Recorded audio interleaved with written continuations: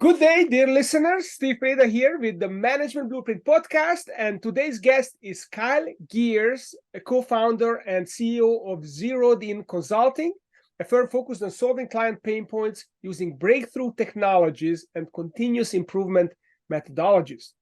Kyle, welcome to the show. Hey, thanks for having me, Steve.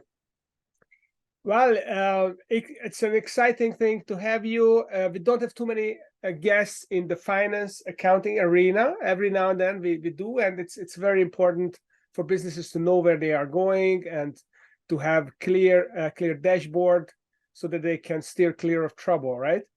Yeah, absolutely. It's kind of crazy to see how much there can be, how much help there can be out there in the world where people need some more financial management. They need to see what's going on, right? Not knowing your books is a very scary place to be for a lot of organizations. That's right. So you're really good at helping people.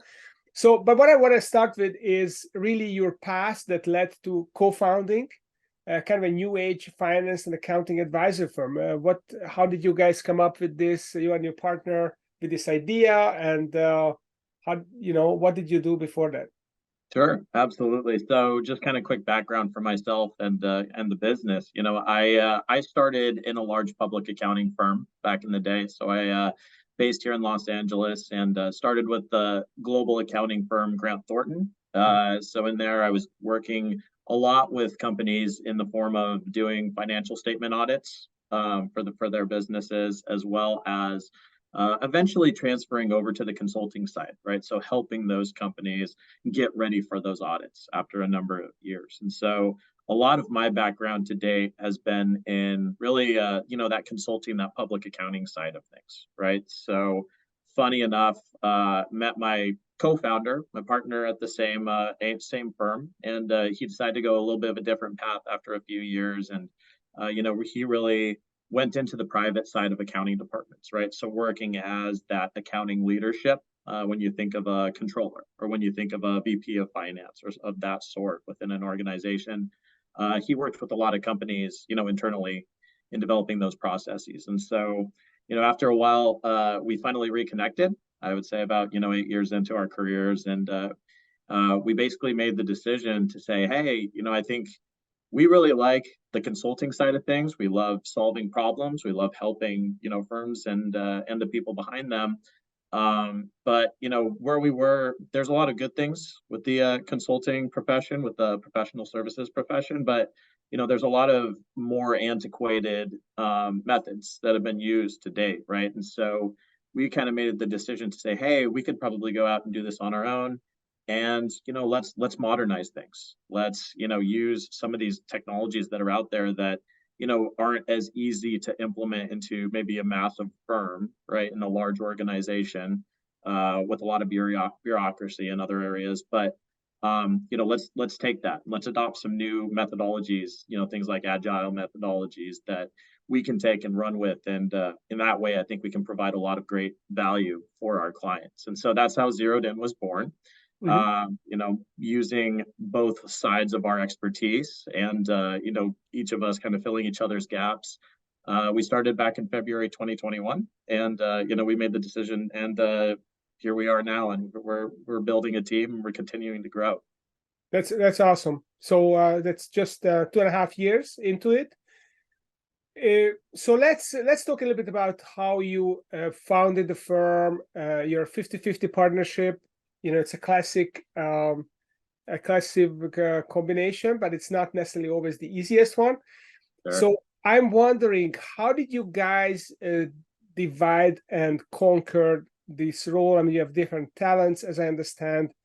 How did you slice up the pie so that you're not stepping on each other's toes, and you still have a healthy partnership, but you also are productive?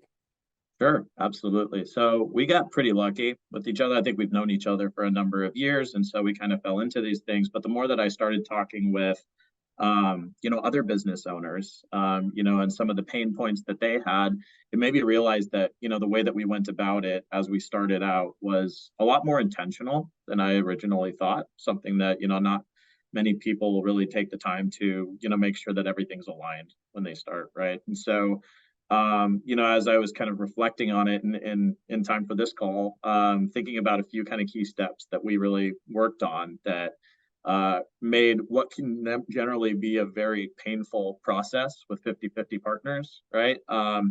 Really kind of putting some intention behind that, and putting a lot of rocket fuel, so to speak, into some of these partnerships. So a few key things there, right? First one being, I think we both had to be very aligned in what each of us were giving up, right? So neither of us, we had to be very humble in, making sure that each of us isn't, taking control of the entire business, right? It's very difficult to have that, especially with egos, finding the right balance of who gets what, right? And, are we going to get, is it going to be a 60-40 balance? Is it going to be 50-50? And so I think it's getting the understanding of, who's putting the most effort in, right? And, or is it an equal balance of effort, and, tailoring things accordingly. So that's the first one. That's the hardest one, I feel like, for a lot of folks, to say, hey, maybe I have 100% of, ownership right now. I'm not going to have that in the future. So that was very helpful as a very beginning of, getting this thing going off the ground. If you don't have that, then it's doomed from the beginning, right? So how did you know that a 50-50 would be right? We both decided, that neither of us, we were all wanted to put 100% of our energy into this, right? And we were at the points in our lives, respectively, where, this really was our main focus, right? And so being ready to dedicate that, I know there are some times where that can go a little bit differently, where somebody says something, and, then they, 2 months down the road, they don't have, they're only contributing 20%, right? Or a lot less than you expect. But I think it was, that initial really having that background and having that alignment before we even kicked off to know that, we both want to be tackling 100%, 10% plus into this business. Okay. So you're 2.5 years in. So have your expectation been met, or to what degree they have been met, and to what degree they turned out different than what you expected? Yeah, I think they turned out different. In my mind, it was in a really good way. And that's because, we had the benefit of really talking with each other about where we want this company to go, right? Getting aligned on that mission and that vision of where things are. Because, if you have very different goals in mind of where you want a business to go, that's just going to, cause so much friction down the road. And so getting aligned on that vision. And I think one really important step that we did as part of the process was sitting down and just kind of mapping out each of our areas, right? To say, hey, where are the things that I'm most beneficial, right? That I know the most, and quite honestly, that energize me at the end of the day. What are those areas? And asking the same question of him, right? So we came to find out, I thought that we were very similar people, and figured that, we were just going to be butting heads in a lot of different areas. Come to find out that, he really likes certain parts of the business and I like other certain parts of the business. And it really spoke to, some of these books that you read about, people have different personalities, right? And, that came very clear when, when he was able to articulate that versus, what I had in my head of what he liked to do, right? That's great. So first you had to be clear on what you're giving up. You're giving up complete control, right?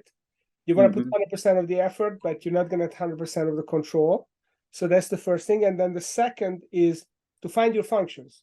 So what are you going to be happy doing and excited to be doing, and what your partner, and how does that mesh together? Yeah.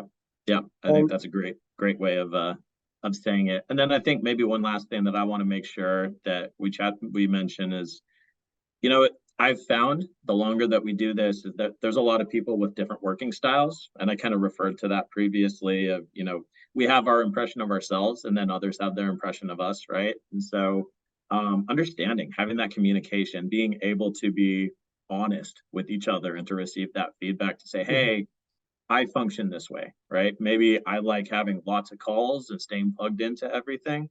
maybe, the other person doesn't, right? Maybe they want to say, they avoid meetings as much as they can, and they like verbal, communication and such. So I think what I've come to find most is, and we do this for all of our employees once they join, is, almost just taking a personality or a working styles assessment. And I think that really helps us figure out, being also mindful of how to act for that person. It's easier to have those check-ins to say, hey, everything's going great. No, there's this way that you kind of interact with me that's not very efficient, not very effective. And I think that kind of clear communication has been something that, really has helped us grow in a major way. So basically self-awareness, and then be willing to confront each other, to give candid feedback. That's really important. So how do you, what is it that during that time that worked out better than you expected? And what is it that turned out to be less optimal than you expected? Yeah, I think we came in not realizing how each other functions. And so, I mentioned in the past where, there's one of us really enjoys, being hyper focused on a certain thing, right? And, they devote a lot of attention and a lot of energy into something at, for a few weeks at a time, right? But when they shut off, right? They want to turn their brains off. They want to, be able to go back to friends and family and not think about the business in certain, key areas of time. I know as business owners, we're always on 24/7, but for him on the other side was, his mindset is very different, right? He wants to be on 24/7. He always wants to be thinking of things. If something comes into your head, you have to get it out. You have to tell somebody, right? Or else it's just going to drive you nuts for the next few days. And so I think really where we've done a good job of, better understanding each other is saying, hey, at these certain points in time, right, I don't want to be receiving this feedback in the middle of, my quiet time, but I know that you need to, get that out, right? And so finding the right forms of communication to say, build a list, right, send it over, send your message, things like that, to make sure that, both of us are getting the most out of how we work and how we take time off. Okay, that's very interesting. Definitely. I've seen some partnerships that were really great. I know 3 guys who started a stockbroking investment banking firm after we finished college, which was probably 35 years ago or so, and maybe a few years, yes. And they've been together ever since, and it's been working out well. And three people, and the company has grown and became a major player. I also know some partnerships where the 2 partners grew apart.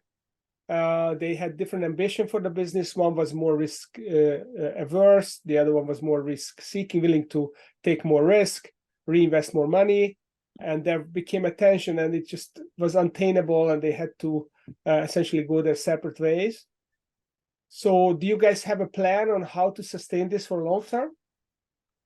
Yeah. So, I think it's important that, as we go forward and as we've known each other for a while and we've been in the business for a few years, having some of these, just having that intent at the very beginning, right? So if we have those disagreements down the road, if life changes, right? Like life can absolutely change, just kind of having these built-in protections to most efficiently figure out how to separate, right?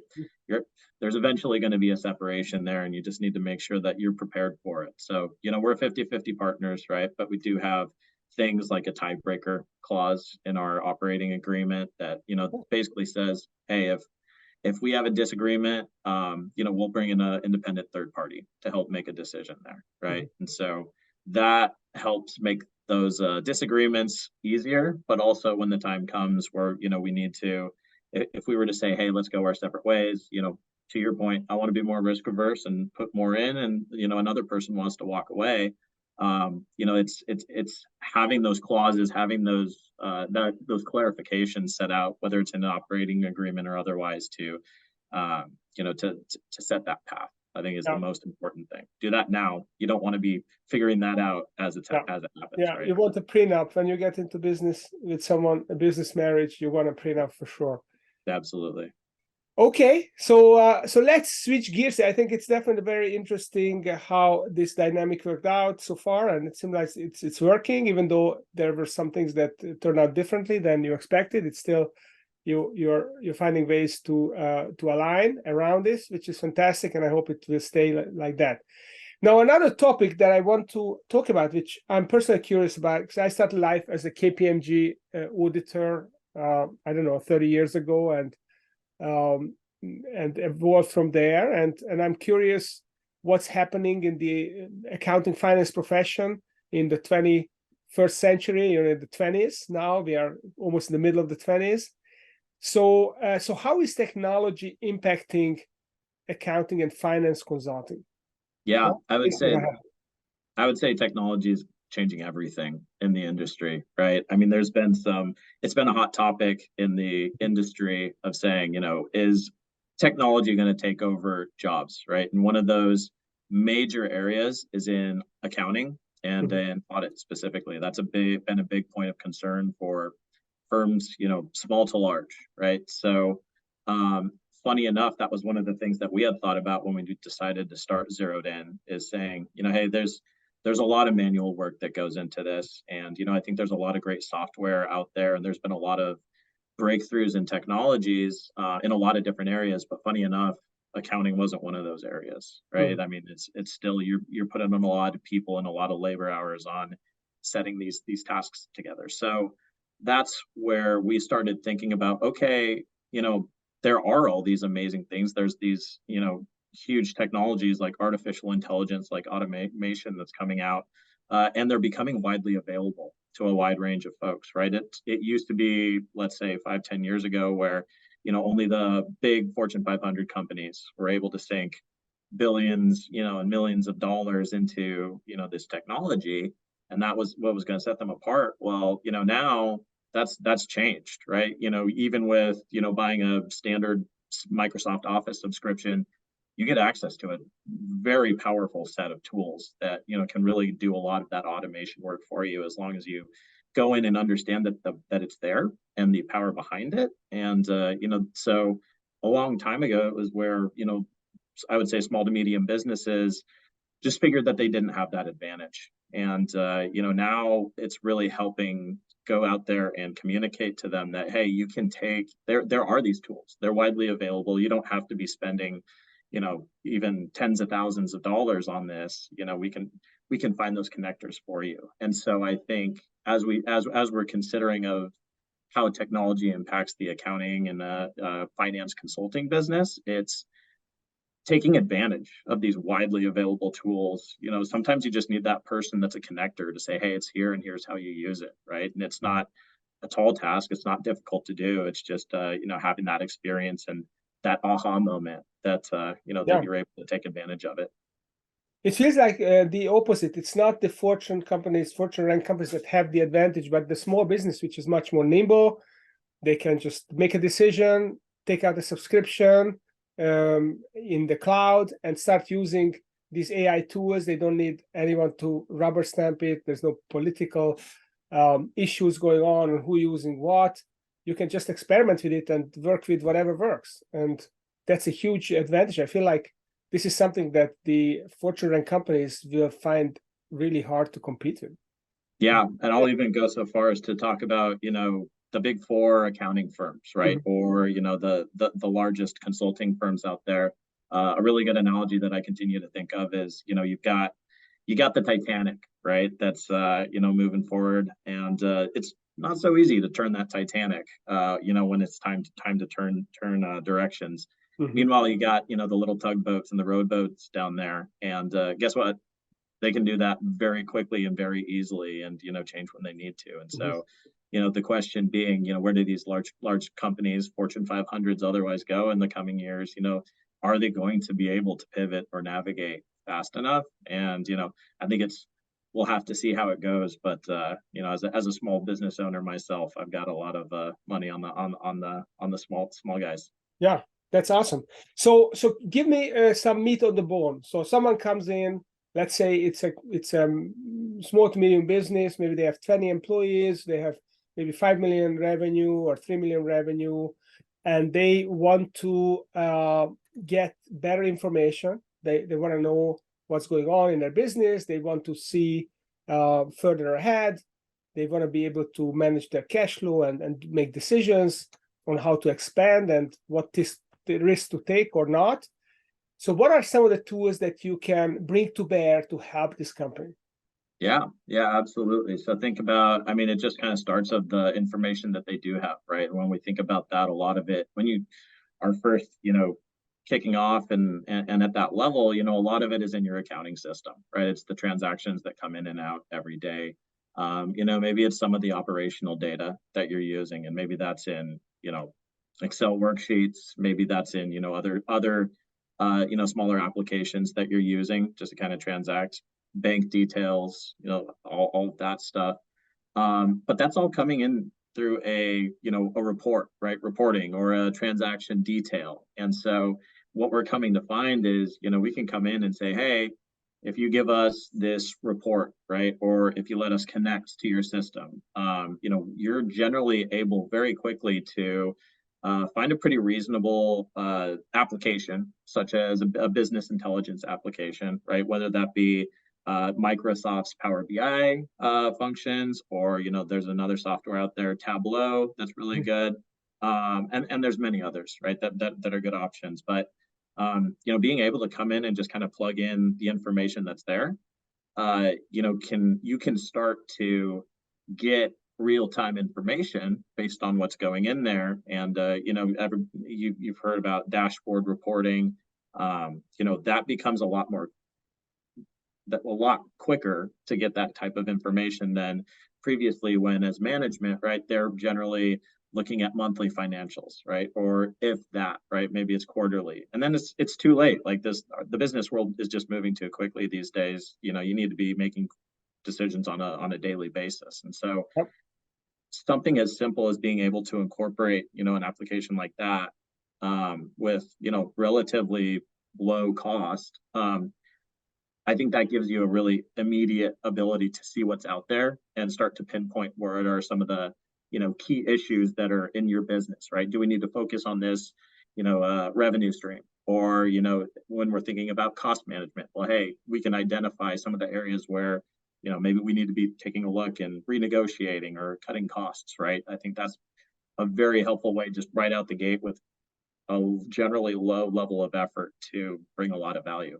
So is it like an early warning system that you're tracking the numbers maybe on a weekly basis or on a monthly basis, and then you can help the president or CEO of the company or business owner to see how the cash flow is going to evolve in the next 4 to 6 weeks, and maybe what decisions they need to do to correct that, or to bring in financing, or or make more money on their savings, whatever it is?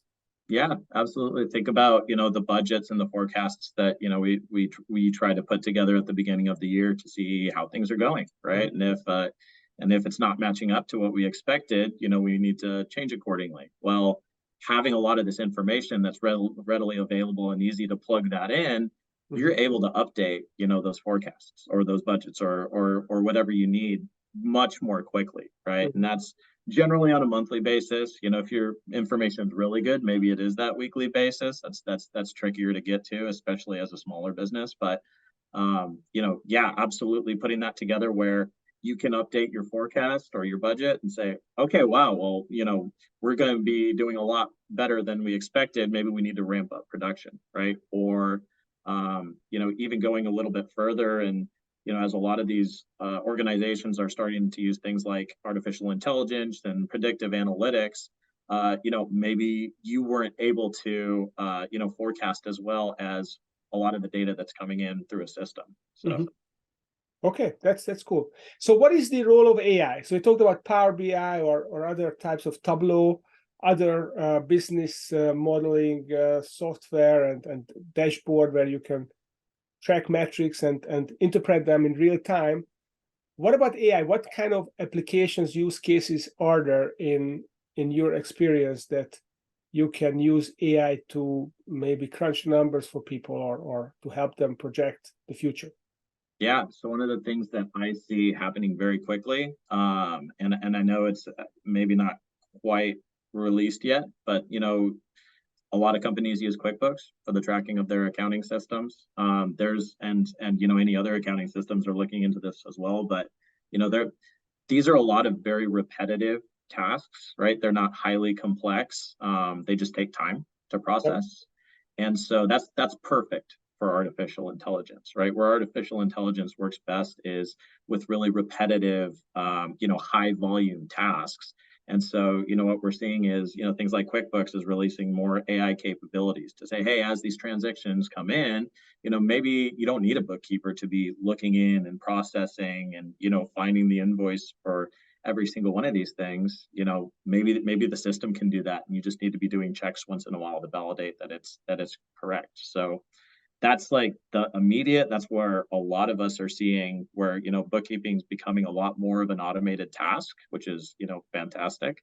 Yeah. But even in some of the more complex areas, I mean, we're starting to look into what it also does really well is it pulls, data out from, think of Chat GPT, right? And these large learning models that, are coming in and pulling a lot of information from a lot of different areas.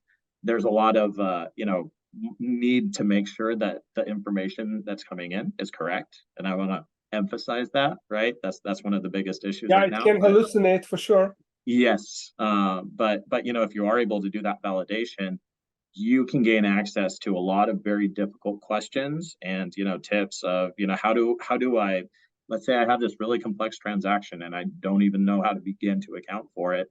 If you can pull in that information and validate it, versus spending hours of time of, going through or needing to hire on, a very technical resource that has to go do that, and is very expensive. I see there to being a lot of power there in pulling in a lot of that information and being able to aggregate that into, more of a summary, right?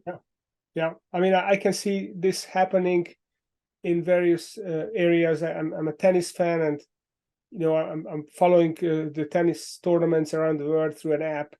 And what started cropping up is that they basically write a review of the match that's coming up, and all the statistics are weaved into it, and it sounds like a reporter wrote it, but it's all AI generated, and it's fairly interesting. And they make it, they mix it up so it doesn't read badly, and it's pretty close to a real reporter writing it. So I can see that for financial reports, the same thing is going to be happening very soon, if not already. So that's great. So if I'm a business owner, if some of the business owners that are listening to this, they want to have a more up-to-date system, they want to have more information, they want to know, they want to be top on the cash flow, they want to be able to make investment decisions, and they want to explore what you guys could potentially do for them. Where can they reach you? Where can they learn about what you guys are doing? Sure, absolutely. So, if there is any interest, right, of upgrading your organization and, really making the most out of what you have. I mean, I know accountants are getting harder and harder to find these days, and highly effective ones. So, where you can, easily find us is on our website. So go to www.zeroed-inconsulting.com. Same domain. You can always reach out to myself as well at kyle.geers@zeroed-in-consulting. And, those are, or reach out to me on LinkedIn, right? It's not very difficult to find me. And so, always happy to take any questions, even if it's, high level tips, right? Seeing where you can make the most benefit. So we just like seeing companies get better at what they do. Yeah, so if you want to zero in on your accounting and get your house in order, then reach out to Carl Geers, Geers. Easy to find on LinkedIn. So Carl, thank you very much for coming to the show, sharing your tips and your vision of the future of finance and accounting for small businesses. And those of you listening, do check out our YouTube page. We have shorts of all more and more of the past episodes. Eventually, we'll have all 190 plus episodes. The framework piece of the episode is going to be in a short video, so you can consume many of them if you're into that. Check out the Steve Preda Business Growth LinkedIn page as well. We post 2 or 3 times a day, infographics and videos. So lots of stuff to follow there as well. Thank you, Carl, for coming to the show. Awesome. Steve, it was a pleasure. Thanks for having me. It was awesome to have you. Take care. Thank you.